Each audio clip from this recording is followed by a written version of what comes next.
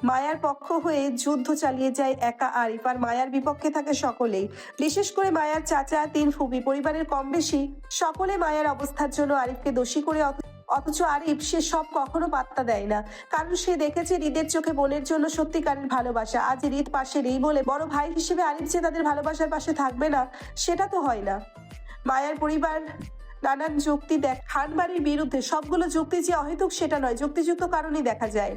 মায়ার পরিবারের ধারণা খান বাড়ির কেউ মায়াকে তাদের ছেলের যোগ্য পাত্রী বলে মনে করে না, আর না কখনো যোগ্য মনে করবে। বড়লোক ঘরের ছেলে হৃদ খান, তার জন্য বংশগত বড়লোক ঘরের মেয়ে বউ করে আনবে খান বাড়ির লোক। অযথা মায়ার পিছনে সময় নষ্ট করবে না তারা। তাছাড়া হৃদ খান যদি সত্যি মায়াকে এত ভালোবাসতো, তাহলে ছেলে ভালোবাসায় মন রাখতে অ্যাক্সিডেন্টের এতদিন পর কেন ওই বাড়ির কেউ রান্নার খবর নিল না তখনও? কেন ছেলের অ্যাক্সিডেন্টের 30 দিন পরও কেউ মায়ার সঙ্গে যোগাযোগ করতে চাইলো না? 1 মাস পর্যন্ত কি খান পরিবারের ছোট বড় সবাই ব্যস্ত হয়ে আছে যে 2 মিনিট সময় নিয়ে ছেলের বউয়ের খোঁজ নিতে পারছে না? আসলে মায়া কারো বউটও নয়। বউ হলে অবশ্যই মায়ার খোঁজ নিত ওই বাড়ির মানুষজন। যে বিয়ের কাবিন নেয়, সাক্ষী নেয়, কোনো কিছু নেয়, সেখানে আবার কিসের বিয়ে? কাবিন সাক্ষী ছাড়া কি বিয়ে হয় নাকি? আবার শুনেছি এই বিয়ের কাজীও নাকি জীবিত নেই। যত সব মিথ্যে কথা, মিথ্যা বাহানা। একটা বিয়ের কি সবসময় গায়েব হয়ে যায় নাকি? সামান্য একটা ছবি তো থাকবে দুজনের এই বিয়ের, তাই না? সবসময় আরিফ বা মায়ার মুখে শুনে এসেছে যে মায়ার বিয়ে হয়েছে হৃদ খানের সঙ্গে, কিন্তু কখনো প্রমাণ পায়নি। এই যুগে এসে কি কেউ মুখের কথা বিশ্বাস করে প্রমাণ ছাড়া? মুখে মুখে তো মানুষ মিথ্যাও বলে। যেমন মায়া নিজের প্রেমিকের জন্য পাগল হয়ে সবাইকে মিথ্যা বলে বেড়াচ্ছে বিয়ে নিয়ে, আর আরিফ বোনের কষ্টে অন্ধ হয়ে সেও মায়াকে সাপোর্ট করছে মিথ্যা রটানোতে। নয়তো আরিফ নিজেও তো প্রমাণ করতে পারছে না মায়ার কখনো হৃদের সঙ্গে বিয়ে হয়েছিল সেটা নিয়ে। বসার ঘরে এসব নিয়ে আলোচনা হচ্ছিল মায়ার 3 ফুপিদের মধ্যে। শুক্রবার হওয়ায় বাড়ির সকল ছেলেদের আজ বাড়িতে। তবে এই সময় জুম্মার নামাজে গেছে বাড়ির পাশে মসজিদে। রেহানা বেগমের সঙ্গে জুয়ের মা সাবিনা বেগম দাঁড়িয়ে হাতে হাতে রান্নাঘরের কাজ সারছেন স্বামী ভাসুরদের ফেরার আগে আগে। বাসায় এমনিই কলহের শেষ নেই। রান্নায় দেরি হলে যদিও আবার কেউ রেগে যাইতো, ওনার স্বামী এমনি বারুদের মতন জ্বলে ওঠে সবসময়। আজ আবার 3 বোনের আগমন হয়েছে এই বেলায়। এবার নিশ্চয়ই আবারও ঝামেলা হবে বাসায়। মায়াকে নিয়ে এটা সেটা বলে ভাইদের কান ভরবে এখন। মায়ার ফুপিরা আবার একটু বেশি তেজি। চুন থেকে পান খসতেই ডেকে যান তারা। জুয়ের মা সাবিনা বেগম হাতে হাতে রান্নাঘরের কাজ শেষ করছেন, আর বারবার অপরাধের দৃষ্টিতে রেহানা বেগমের দিকে তাকাচ্ছেন। নিজের ছেলে মেয়েদের নিয়ে কেউ এত সমালোচনা করলে কোনো মাই সহ্য করবে না কখনো। ওনার একটা মেয়েই জুই। জুইকে নিয়ে বাসায় এত কিছু হলে তিনি সেই কখন বাসায় কান্নাকাটি চিৎকার করে মাথায় তুলে রাখতেন। অথচ রেহানা ভাবি কখনো ধৈর্যশীল, কিন্তু রেহানা ভাবি বড় ধৈর্যশীল মানুষ। আদুরের ছোট মেয়েকে নিয়ে সবার এত কিছু বলার পরও আজ পর্যন্ত ওনাকে কখনো কাঁদতে দেখিনি সাবিনা বেগম। বসার ঘর থেকে 3 বোনের কথাবার্তা শোনা যাচ্ছে রান্নাঘর পর্যন্ত। সাবিনা বেগমের কানে যখন কথা শুনলো আসছে, তখন নিশ্চয়ই বড় ভাবির কানেও যাচ্ছেন। আগে মায়াকে নিয়ে কেউ কিছু বললে চেতে উঠতেন তিনি, কিন্তু আজকাল তিনি প্রতিক্রিয়া দেখান না, চুপ থাকেন। সাবিনা বেগম ধারণা তিনি হয়তো মায়ের উপর ভীষণ রেগে আছেন, তার জন্য চুপ থাকেন সবকিছুতে। সাবিনা বেগমের মনস্তাত্ত্বিক ভাবনার মাঝে হাতে খুন্তিটা তেলে ভাজার উপর চালাতে চালাতে হঠাৎ ঠাস করে ছেড়ে দেন রেহানা বেগম। ভেজা হাতটা শাড়ির আঁচলে মুছতে মুছতে এগুলো বসার ঘরের দিকে। তৎক্ষণাৎ গ্রেসের চুলটি বন্ধ করে তিনিও পিছন পিছন ছুটল রেহানা বেগমের।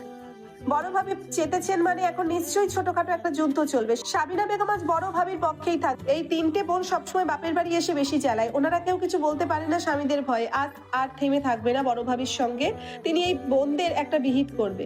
আমার মেয়ে খারাপ, আমি মেয়ে মানুষ করতে পারি নাই, তারপরও আপনারা কেন আমার মেয়েটাকে রেহাই দিচ্ছেন না?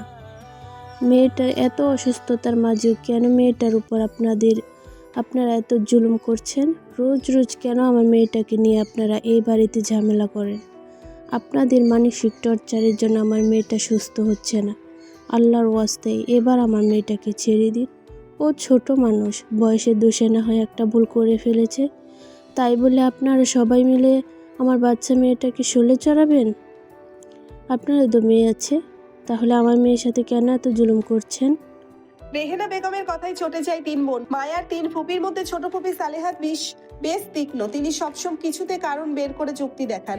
ওনার কথা বাকি 2 বোন 2 ভাই শুনেও বেশি। সালেহার 2 বোন ফাহেমা আর মাজিদা কিছু বলার আগেই চেতে ওঠেন সাহেলা বেগম। তিনি রেহেনা বেগমের কথায় চটে গিয়ে রেগে বললেন, আমাদের বাসায় মেয়ে আছে ভাবি, তবে তোমার মেয়ের মতো মেয়ে আমরা পেটে ধরিনি। যে মেয়ে বাপ দাদার নাম ডুবাবে। তোমার সম্মান তো আর চাচ্ছে না ভাবি, তুমি হলে পরের মেয়ে। সম্মান নষ্ট তো হচ্ছে আমাদের বাপ ভাইয়ের। বাইরে বের হয়ে ঘুরে দেখো কি মানুষ কি বলে তোমার মেয়েকে নিয়ে। এক কান দুকান হতে হতে এখন সবাই বলাবলি করছে তোমার মেয়ে প্রেমে ছেঁকা খেয়ে বাড়িতে পাগল হয়ে বসে আছে। মেয়ে মানুষের একটু বদনাম হলে সমাজের চোখে পচে যায়। এই সমাজে মেয়ে মানুষের চরিত্র হতে হবে নিষ্পাপ, কলঙ্কহীন, নয়তো ভালো করে বিয়ে দেওয়া যায় না।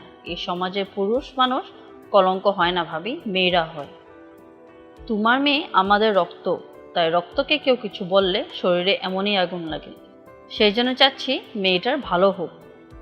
সময় থাকতে ভালোই হলে কারোর সাথে মেয়েটার বিয়ে দিতে পারলে মেয়েটা সুস্থ হয়ে যেত, সঙ্গে এসব বদনামও ধামাচাপা হয়ে যাবে। কিন্তু তোমাদের মা ছেলের মধ্যে তো অন্যরকম। যতদিন মেয়েটা না পচে যায় ততদিন মেয়েদের শান্তি নেই। মায়ার ছোট ফুপি সালেহার কথায় যুক্তি একেবারে ফেলার নয় বলে দাবি করলো বাকি দুই বোন। আমাদের সমাজে যথারীতি এমনটাই হয়ে যাচ্ছে আজও। মেয়েদের বদনাম হওয়া থেকে বাঁচাতে চাইলে জলদি জলদি মেয়ের বিয়ে দিয়ে দাও, নয়তো সমাজের মানুষ ছি করবে। এমনটা মায়ার ক্ষেত্রে হয়েছে। মায়ার বদনাম সবখানে ছড়িয়ে পড়ায় সেই জন্য মায়ার ফুপি আর চামড়ার মিলে যাচ্ছেন মায়াকে বিয়ে দিয়ে বদনামগুলো ধামাচাপা দিতে। যদিও মায়া অসুস্থ, তবে নতুন পরিবেশ আর স্বামীর সঙ্গ পেলে মায়াও দ্রুত সুস্থ হয়ে উঠবে, এমনটা সকলের ধারণা। সেই জন্য এতদিন ধরে মনের বিরুদ্ধে গিয়ে হলেও রেহেনা বেগম চুপ ছিলেন তাদের সামনে। কিন্তু আজ আর চুপ থাকতে পারলো না। এই ভাই বোনদের মানসিক চাপের কারণে ওনার মেয়েটা দিন দিন আরো অসুস্থ হয়ে পড়ছে। ওনার সুন্দর সুস্বাস্থ্য মেয়েটা এক মাসে কেমন গুটিয়ে কেমন শুকিয়ে কাঠ হয়ে গেল। মেয়েটা যদি একটা প্রেম করেই থাকে তাহলে ওকে অন্তত কয়েকটা দিন সময় দিত এসব থেকে আস্তে আস্তে ফিরে আসার জন্য। তা না করে সবাই মেয়েটাকে ঘরবন্দি করে আরো চাপ প্রয়োগ করছে। মা হয়ে তিনি মেয়েটার মুখের দিকে তাকাতে পারেন না। ওনার হাসি খুশি মেয়েটা সবসময় চুপচাপ বসে থাকেন, কারোর সাথে কথা বলে না, ঠিকঠাক খায় না, চুপি চুপি সারা রাত চেয়ে থাকে, বারবার অজ্ঞান হয়ে যায়, অকারণে কাঁদে। এসব কি এদের কারো চোখে পড়ে না? শুধু লোক দেখানো, সমাজের কাছে বদনাম হওয়ায় ভয়ে ওনার জীবন্ত মেয়েটাকে তিলে তিলে মেরে ফেললো এরা। আজ আরিফ মায়ার পাশে না থাকলে সবাই মিলে পেছনে ওনার পাঁচকলা মেয়েকে সারা জীবন বুকে আগলিয়ে রাখবেন তিনি। তারপরও মা হয়ে আজ তিনি আর চুপ থাকবেন না। দরকার হলে মেয়েকে নিয়ে তিনি স্বামীর ঘর ত্যাগ করবেন, তারপরও আজ এর একটা বিহিত করেই ছাড়বেন। আমরা বুঝি মেয়ের ভালো কোনটাতে হবে। সমাজে বদনাম হলে হোক, আমার অসুস্থ মেয়েটাকে এখন আমি বিয়ে দেব না। আপনারা যত যাই কিছু বলুন না কেন, আমার মেয়ে পচে গেলে যাক, আমার পচা মেয়েকে নিয়েই আমি ভালো আছি। দরকার হলে মেয়েকে নিয়ে আমি এই বাড়ি ছেড়ে চলে যাব। আপনারাই আপনাদের বাড়ির সম্মান বাঁচিয়ে থাকুন। তোমার যাওয়ার হলে তুমি একা যাও ভাবি। মেয়ে তোমার একার না, এ বাড়ির মেয়ে মায়া, সে আমাদের রক্ত হয়। আমরা আমাদের মেয়ের ভালো মন্দ বুঝবো। এই সমাজে তুমি তো আর কেউ না, আর না তোমার বাপ ভাইয়ের কোথাও সম্মান যাচ্ছে। মা হয়ে খেয়াল রাখছো মেয়েটা যে দিন দিন আরো পাগল হয়ে যাচ্ছে সেটা। সালেহা বেগমের মুখে বারবার মায়া পাগল, সেটা শুনতে শুনতে রাগে চেতে ওঠেন রেহেনা বেগম। ওনার মেয়ে পাগল না, এই পরিস্থিতিতে একটু মানসিক চাপে আছে। তবে মায়া সবকিছু ঠিকই শুনতে বুঝতে পারে, অথচ এই তিন বোন মিলে সবসময় ওনার ভালো মেয়েটাকে পাগল করে বেড়ায়। রেহেনা বেগম সালেহা বেগমের কথায় চেতে উঠে বললেন, আমার মেয়ে পাগল না, অসুস্থ। আপনারা সবাই মিলে আমার ভালো মেয়েটাকে বারবার পাগল বলে বলে ওকে পাগল বানাচ্ছেন। আপনাদের জন্য আমার মেয়েটা সুস্থ হচ্ছে না, আপনারা এর জন্য দায়ী। কাটা গায়ে নুনের ছিটার মতন তেলে বেগুনে জ্বলে উঠল সালেহা বেগম। রেহেনা বেগমের কথায় কষ্ট পেয়ে চোখে পানি ছেড়ে বলল, আমরা তোমার মেয়েকে পাগল বানাচ্ছি ভাবি? আমরা? এটা তুমি বলতে পারলে? মায়াকে আমাদের মেয়ে না, আমাদের রক্ত না ও? আমরা কি ওর ক্ষতি চাইবো কখনো? আমরা চাই না ও দ্রুত সুস্থ হয়ে যাক। তুমি কিভাবে বললে আমরা মায়াকে পাগল বানাচ্ছি? এত ডাক্তার, এত ওষুধের জন্য দৌড়াদৌড়ি কে করছে? আমি করছি না? তাহলে আজ তুমি কিভাবে বললে আমি মায়ের অসুস্থতার জন্য দায়ী? তোমার মেয়ে কি সারাদিন ঘরে শুয়ে বসে থাকলে ভালো হয়ে যাবে ভাবি? ওকে নতুন পরিবেশ, নতুন মানুষ দিতে ডাক্তার বলেছে, সেজন্য ওকে আমরা বিয়ে দিতে চাইছি, অথচ তুমি আজ আমাদের দোষী করছো সব কিচ্ছুর জন্য। সালেহা বেগমের কথা শেষ হতে না হতে বসার ঘরের উপস্থিত হলো আরিফ, শফিকুল ইসলাম আর জুইয়ের বাবা সাজিদুল ইসলাম। তিনজন গায়ে পাঞ্জাবি আর মাথায় টুপি। বসার ঘরে ঢুকতে ঢুকতে তিনজনই শুনছে সালেহা বেগমের আবেগময় কথা। শফিকুল ইসলাম গম্ভীর চোখে বউ আর বোনদের দিকে তাকালেও সাজিদুল ইসলাম তৎক্ষণাৎ রেগে যায় বোনের চোখে পানি দেখে। রেহেনা বেগম সম্পর্কে বড়ভাবি হই বলে বেয়াদবি করা ঠিক হবে না, এই জন্য তিনি বাসার সবার উদ্দেশ্যে রেহেনা বেগমকে কটাক্ষ করে বললেন, এই ঘরে পুরুষরা এখনো জীবিত আছেন, মরেনি কেউ। তাই এই বাড়িতে মহিলা সর্দারের প্রয়োজন নেই। আমরা পুরুষরা সব মরে গেলে তখন না হয় মহিলা সর্দারের ঘর চলবে। মায়ার প্রতি হওয়া অন্যায় থেকে দীর্ঘ সময়ের রাগ ভিতরে পুষে রেখেছিল রেহেনা বেগম। আজ পর্যন্ত তিনি স্বামীর মুখে মুখে তর্ক করেননি, কিন্তু আজ যেন ওনার ধৈর্যের বাঁধ ভাঙল। ওনার ছোট মেয়েটার প্রতি যে অন্যায় হচ্ছে সেটা বাবা হয়ে কিভাবে শফিকুল ইসলাম চুপ থাকেন শুধু লোক দেখানো সমাজের ভয়ে? রেহেনা বেগম আজ থেমে থাকবে না। সাজিদুল ইসলামের কথায় তৎক্ষণাৎ উত্তর করে বলল, এই ঘরের বউরা সত্যি কথা বললে মহিলা সর্দার হয়ে যায়, আর এই বাড়ির মেয়েরা সর্দারি করলে তখন ঠিক আছে, তখন কেউ মহিলা সর্দার হয় না। আমি এই বাড়ির পুরুষ মহিলা কারো সর্দারি মানব না। কেউ আমার বাচ্চা মেয়েটার উপর জোর করলে আমি তখন স্বামী সমাজ দেবর কাউকে মানব না। সাজিদুল ইসলাম আগের ন্যায় রাগান্বিত গলায় বললেন, আপনার মেয়ে যখন কাঁধে করে আমাদের বদনাম নিয়ে আসছিল তখন আপনি কই ছিলেন?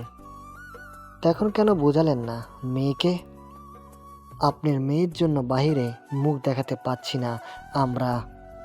আপনি আমাদের থেকে ভালো এই বাড়ির মেয়ের কথা চিন্তা করবেন না। আমরা বুঝবো আমাদের মেয়ের সঙ্গে কি করা লাগবে। আপনি বরং আপনার সংসার সামলান, বাকিটা এই বাড়ির পুরুষেরা সামনে নেবে। সাজিদুল ইসলামের কথায় আরিফ দীর্ঘশ্বাস ফেলে মাথার টুপিটা পকেটে গুজলো। রোজ রোজ একই বিষয়ে বাপ চাচার সঙ্গে তর্ক করতে করতে আজ সে ক্লান্ত। তাই সে একটা ডিসিশন নিয়েছে, মায়া আর ভালো হয়ে উঠবে না, আর না কখনো এই বাড়ির পরিস্থিতি ঠিক হবে। মায়ার সুস্থতার কথা চিন্তা করে হলেও আরিফকে এই বাড়ি, এই পরিবেশ ত্যাগ করতে হবে। অন্তত যতদিন না রিদ খান সুস্থ হয়ে বাংলাদেশে ফিরছে ততদিন আরিফের সঙ্গে মায়াকে রাখবে। এই বাড়িতে আর ফিরবে না সে। এই বাড়ির পরিবেশ অসুস্থ হয়ে গেছে। আরিফ হাতে টুপিটা পকেটে গুজতে গুজতে রেহেনা বেগমকে ডেকে সকলের উদ্দেশ্যে বলল, আম্মু, সামনের সপ্তাহে মায়াকে নিয়ে আমি চট্টগ্রামে ফিরব। মায়া এই পরিবেশে থেকে সুস্থ হবে না। এই বাড়ির পরিবেশ অসুস্থ আর নোংরা হয়ে গেছে। এখানে শ্বাস ফেলতেও দম বন্ধ হয়ে আসে। তুমি চাইলে আমার সাথে যেতে পারো। অন্তত তোমার স্বামীর সংসার থেকে ছেলের ভাড়া ঘরে সসম্মানে থাকবে আম্মু। যদি ছেলে মেয়ে সাথে যেতে চাও তাহলে রেডি থেকো। এক কাপড়ে এক ঘরে থেকে নিয়ে যাব। আজই তোমাদের নিয়ে যেতাম, কিন্তু আজ রাতে আমাকে ইন্ডিয়া যেতে হবে কয়েকদিনের জন্য।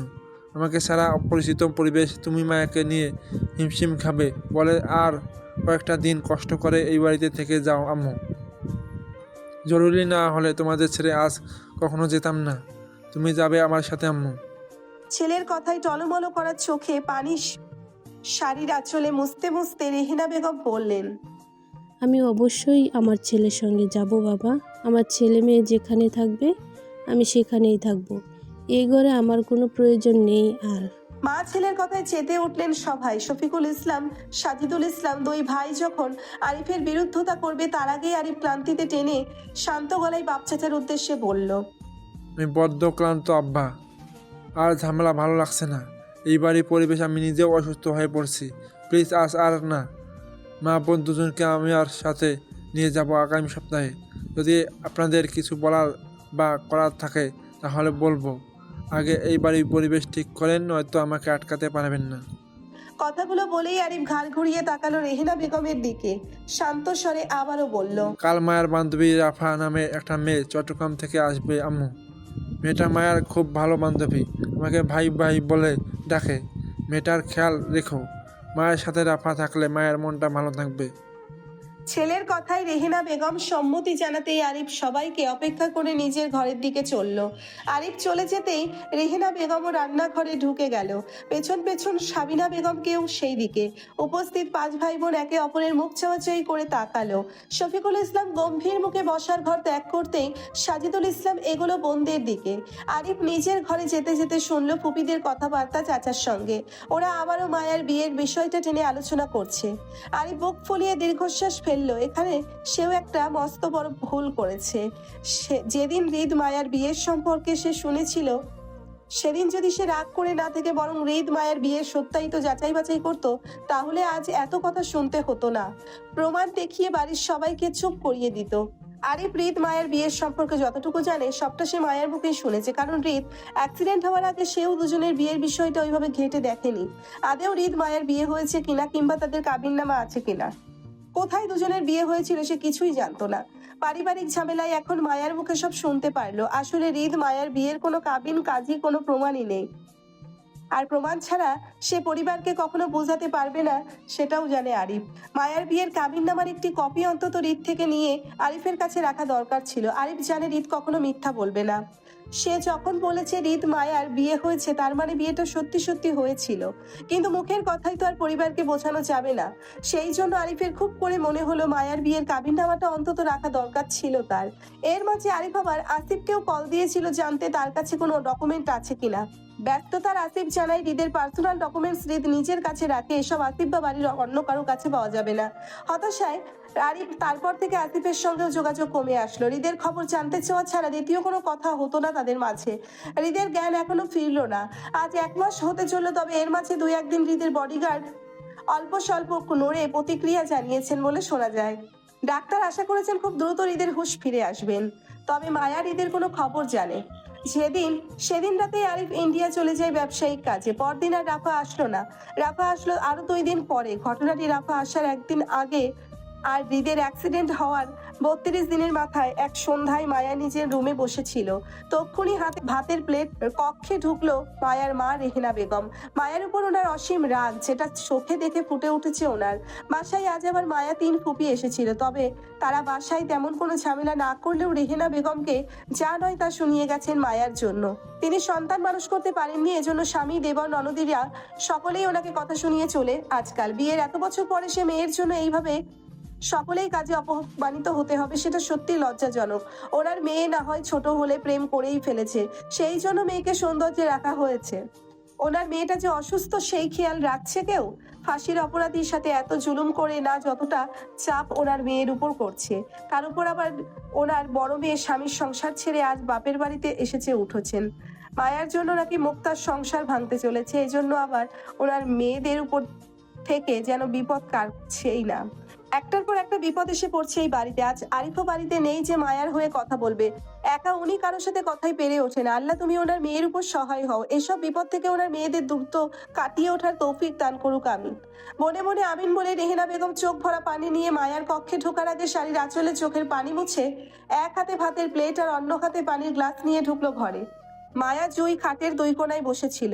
রেহেনা বেগমের উপস্থিতিতে দুজন তাকালো ওনার দিকে। উনি রাগী ভঙ্গিতে মায়ার দিকে এগোলো, হাতের গ্লাসটা ঠাস করে কর্নার টেবিলের উপর রেখে ভাতের প্লেটে হাত দিল। মায়ার পছন্দের মাছ ভাত নিয়ে এসেছেন তিনি। মেয়েটা খাবার একেবারেই খায় না, নিচেও যায় না। রেহেনা বেগম ভাত মাখো মাখো করে মায়ার মুখে দিতে দিতে তিক্ত গলায় বললেন উনি। আমি একটা নষ্ট মেয়ে পেটে ধরছি, ছোট বয়সে লেখাপড়া না করে নাগর ধরছে। সবাই ঠিক বলে, সব দোষ আমার পেটের। মেয়েকে শিক্ষা দিতে পারিনি, সেই জন্য পরিবারের সম্মানের কথা চিন্তা না করে বেডার জন্য পাগল হয়ে ঘরে বসে আছে। আমারে মানুষ থুতু করে যায়, আসলে আমি মানুষের থুতু ফেলারই যোগ্য। একটা পাপ পেটে ধরছি আমি, মানুষ যেন এমন পাপ আর জন্ম না দেয় কেউ। মুখে ভাত নিয়ে মায়া চোখ টলমলো করে উঠল মায়ের কথায়। রেহেনা বেগম ফের মায়ার মুখে ভাত ঠুসে দিতে দিতে রাগে দুঃখে কষ্টে কান্না করতে করতে বলল, সবাই বলে তুই নাকি পাগল হইয়া ঘরে বসে আছিস বেডার জন্য, আর বড়টা সংসার ভাঙতে চলেছে তোর জন্য। তুই যে বেডারে পছন্দ করিস, ওই ছেলের আরেকটা প্রেমিকা আছে নাকি শশী নামের। ওই মেয়ের মা এসে মুক্তার শ্বশুর বাড়িতে হামলা করছে। মুক্তার গায়েও হাত তুলছে, সেই জন্য স্বামীর ঘর ছাইরা বাপের বাড়ি আইয়া উঠছে তোর বোন। তোর ছোট চাচা মুক্তারে নিয়ে গেছে ওর শ্বশুর বাড়ির নামে মামলা করতে। আজ তোর জন্য আমার সুন্দর সংসারটার আগুন লাগলো। না তুই ওই ছেলের পিছনে যেতি, আর না মুক্তার সংসার ভাঙতো। তুই পাগল না হয়ে একেবারে মরে গেলেও তো পারতি, সবাই শান্তিতে থাকতো। তুই মরে যা, নয়তো আমাকে মেরে ফেল। রোজ রোজ এত অশান্তি আর ভালো লাগছে না। মায়ের কথায় মুখে ভাত নিয়েই মায়া ডুকরে কেঁদে উঠল। অসুস্থ মায়ার সারা শরীর মুহূর্তেই তরতর করে কেঁপে উঠতেই মুখে ভাত নিয়ে মায়া শুধু কোনো রকমে ডাকলো রেহেনা বেগমকে। আম্মু, আম্মু, আম্মু। জুই পাশে থেকে এসে চাপটে জড়িয়ে ধরলো মায়াকে। রেহেনা বেগম বাধা দিয়ে বলল, এসব কি বলছেন বড় আম্মু? মায়া মরবে কেন? এখানে মায়ের কি দোষ? রেহেনা বেগম হাত ছাড়া দিয়েই মায়ার থেকে জুইকে ছাড়িয়ে দিতে দিতে বলল, তুই ওর থেকে জোরে থাকবি জয়, নয়তো তুই ওর মতন খারাপ হয়ে যাবি। যা, তুই মুক্তার রুমে যা। জুই জিদ্দি গলায় বলল, না, আমি যাব না, এখানেই থাকবো। রেহেনা বেগম জুইয়ের কথায় পাত্তা না দিয়ে পরপর ভাতের লোকমা ঠুসে ঠুসে ঢোকালো মায়ার মুখে। মায়ার ডুকরে কান্নায় ভাত চিবুতে পারছিল না, নাকে মুখে কাশি উঠে যাওয়াতে তিনি হাতের কাছে গ্লাসটা উঠিয়ে মায়ার মুখে ধরলো। মায়ার মুখ চেপে পানিটা খাওয়াতে খাওয়াতে মায়া মুখে ভাত নিয়েই জ্ঞান হারালো, শরীর কাঁপতে কাঁপতে অতিরিক্ত মানসিক চাপে। রেহেনা বেগমের রাগ তক্ষুনি মাটি হয়ে গেল মায়াকে জ্ঞান হারাতে দেখে। তিনি দ্রুততায় হাতের প্লেট আর গ্লাসটি টেবিলে রেখে মায়াকে ধরতে চাইলে তার আগেই জুই মায়ার কাছে এগিয়ে আসে। রেহেনা বেগম জুইয়ের কাছে থেকে মায়াকে ছিনিয়ে নিতেই হু হু করে ডুকরে কেঁদে উঠল বুক ফাটা আর্তনাদে। ওনার ছোট মেয়েটা সবচেয়ে আদুরের আর যত্নে ছিল, কখনো ফুলের টোকা দেয়নি। আজ কত ঝড়ঝাপটা যাচ্ছে এই মেয়েটার উপর। মেয়েটা মানসিকভাবে অসুস্থ, অতিরিক্ত চাপ নিতে পারে, তারপরও রাখে ওনার 3 ননদ, যার জন্য ওনাকেও এটা সেটা শুনতে হয়। উনি তারপরও মেয়েকে কিছু বলে না, নীরবে চুপ করে থাকেন। কিন্তু আজ যখন বড় মেয়ে মুক্তার সংসার ভাঙতে চললো মায়ার জন্য, তখন তিনি আর রাগটা চেপে রাখতে পারেননি। যা নয় তাই বলে ফেলেছে অসুস্থ মেয়েটাকে, কিন্তু তিনিও বা কি করবেন? বড় মেয়ের সংসারটা তো শেষ, এবার ছোট মেয়ের জীবন যাবে এই ঝড়ঝাপটা। ঠিকঠাক ঔষধ পর্যন্ত খাচ্ছে না মেয়েটা, এত অশান্তিতে এমনিই মারা যাবে ওনার মেয়ে। কঞ্জিত কপালে ভাঁজ সোজা হলো তৃতীয়বারের মতন ওপাশের কলটি অকারণে ডিসকানেক্ট হয়ে যাওয়ায়। কান থেকে ফোন নামিয়ে উজ্জ্বল স্ক্রিনের দিকে তাকাতে আয়নের কুঞ্চিত কপালে ভাজে ভাজে টেনশনে বলিরেখা দেখা দিল। বিগত 1 সপ্তাহ ধরে আয়ন বাংলাদেশে জুইয়ের কাছে মেলানোর চেষ্টা করছে, কিন্তু বরাবরই তার কলটি ডিসকানেক্ট হয়ে যাচ্ছে অকারণে। লন্ডনে আসার পর থেকে হৃদকে নিয়ে ব্যস্ততার জন্য মায়া বা জুই দুজনের কারো খোঁজ নিতে পারেনি আয়ন। টেনশনে টেনশনে মাথা থেকে ছুটে গিয়েছিল আয়নের কাছে বাংলাদেশের কারো খোঁজ তার কাছে নেই। যদি পরিবারের সকলেই এখন লন্ডনে আছে, বাংলাদেশে তেমন কেউ নেই খোঁজ নেওয়ার মতন। সেই জন্য হয়তো আয়নের হৃদের টেনশনে টেনশনে মনে ছিল না জুইদেরও খোঁজ নেওয়া তার দরকার। আসিফের সঙ্গে তার প্রায় কথা হয়। আয়ন আসিফের থেকে বেশ কয়েকবার মায়া জুইয়ের খবর নিয়েছে সে। আসিফ বরাবরই বলেছে তারা নাকি ভালো আছে, মায়া নাকি একটু অসুস্থ, বাকি সব ঠিক আছে। মায়া অ্যাক্সিডেন্ট করে মৃত্যুর কোলে পড়ে থাকলে বউ হিসেবে মায়া যে টেনশনে টেনশনে অসুস্থ হয়ে যাবে সেটার ধারণা আয়নের আছে। তবে মায়া কতটা অসুস্থ সেই খবর আয়ন জানে না। আয়নের তথ্য অনুযায়ী আসিফ ও মায়া বা জুইয়ের সঠিক খবর জানে না। আরিফের সঙ্গে আসিফের যোগাযোগ হয়, সেখান থেকেই সপ্তাহে 2-1 বার কল করে মায়ার খবর নেওয়া হয় হয়তো। অথবা আরিফ হৃদের অবস্থা জানতে চাইলে তখন হয়তো আসিফও ফাঁকে ফাঁকে আরিফ থেকে মায়ার কেমন আছে সেটা জেনে নেয়। সবাই ভালো আছে এইতটুকু খবর আপাতত লন্ডনে এসে পৌঁছয়। আজ বিগত 33 দিন হতে চলো লন্ডন শহরে আছে ওরা। এই 33 দিনে আয়নের সঙ্গে জুইয়ের যোগাযোগ হয়নি। আয়ন বিগত 1 সপ্তাহ ধরে চেষ্টা করছে জুইয়ের হাতের ফোনটায় কল মিলানোর, কিন্তু দুঃখজনকভাবে প্রতিবারই কল কাট হয়ে যাচ্ছে। আয়ন চিন্তিত মনে তৎক্ষণাৎ কল মিলালো আসিফকে। কয়েক সেকেন্ড রিং হতেই ফোন রিসিভ করলো আসিফ। আয়নকে সালাম দিয়ে বলল, আসসালামু আলাইকুম আয়ন ভাই। ওয়ালাইকুম আসসালাম। ওইদিকে কী অবস্থা আসিফ? সব কিছু ঠিকঠাক আছে? কোম্পানির কী অবস্থা? জি আলহামদুলিল্লাহ ভালো চলছে ভাই। হৃদ ভাই নেই, সেজন্য কোম্পানি চালাতে হিমশিম খাচ্ছি। নতুন কোনো প্রজেক্টের কাজ নিচ্ছে না, আগে যা ছিল ওইগুলোই কাজ চলছে আপাতত। বাকিটা ভাই সুস্থ হয়ে আসলে দেখা যাবে। নিহাল স্যার কবে দেশে ফিরবে কিছু জানেন ভাই? আয়ন বলল, এই সপ্তাহে হয়তো আসতে পারে, ওনার ব্যবসায়িক আর রাজনৈতিক কাজে চট্টগ্রামে কিছুদিন থাকবে। তারপরও ঝামেলা মিটে গেলে আবার রিটার্ন এখানে ফিরবে নাকি? শুনলাম রিটার্ন টিকিট করেছে নাকি।